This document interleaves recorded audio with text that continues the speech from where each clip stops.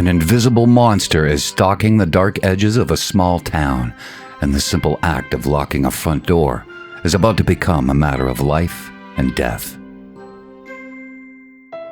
The year is 1946. World War II has just ended, and a wave of relief is sweeping across the U.S. Soldiers are returning home, families are rebuilding, and a quiet town straddling the border of Texas and Arkansas is looking forward to decades of peace. Texarkana is a place where nobody locks their front doors. It's a community built on trust. But in a matter of just 10 weeks, that innocence would be completely shattered by a silhouette in a burlap sack. A phantom who attacked under the cover of darkness, leaving a trail of blood, empty shell casings, and a psychological scar. This wasn't just a localized tragedy. It was the precise moment the American psyche shifted from small-town trust to modern paranoia.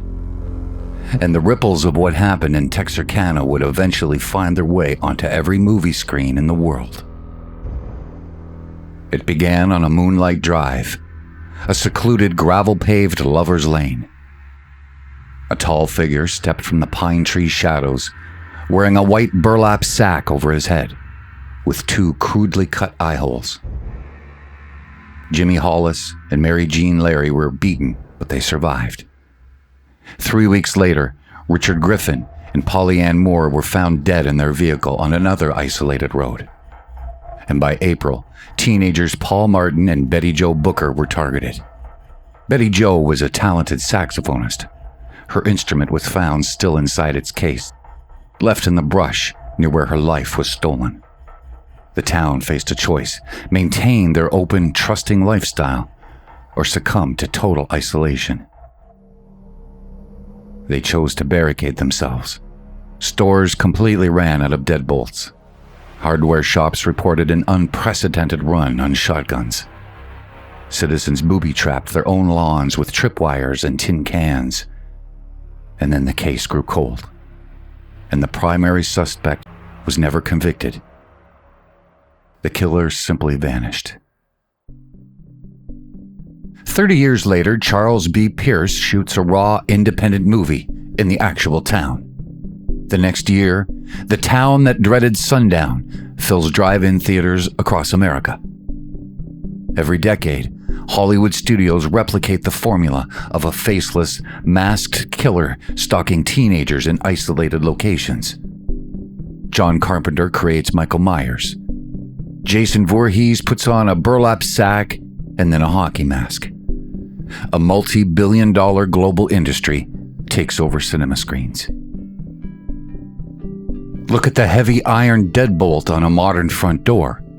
We turn it every night without thinking, assuming it has always been this way. But that lock is a monument to an old fear. We build physical barriers to keep out an invisible boogeyman, transforming our open communities into rows of isolated fortresses. Human beings will gladly trade their freedom and their neighborly trust for the illusion of total safety, completely reshaping how we build our world. But what if the town had kept its doors unlocked? What if the citizens had refused to let fear dictate their daily lives? What if Charles B. Pierce had never captured that lingering local trauma on celluloid? Without that raw, independent blueprint, Hollywood horror stays focused on supernatural monsters like vampires and swamp creatures. The entire concept of the human slasher movie is erased from pop culture history. Michael Myers and Jason never exist. The multi-billion-dollar horror boom vanishes. We are left with a cinematic landscape that feels completely wrong. All because a small town chose to lock its doors. And what about you? If you lived through that terrifying spring in 1946, would you have left your front door unlocked to preserve your town's trust? Or would you have bought a shotgun and rigged your lawn with tripwires? Share it in the comments below. And if you would like to explore more of these ripples in history and in life, please hit subscribe and join me on the Ripple Trace.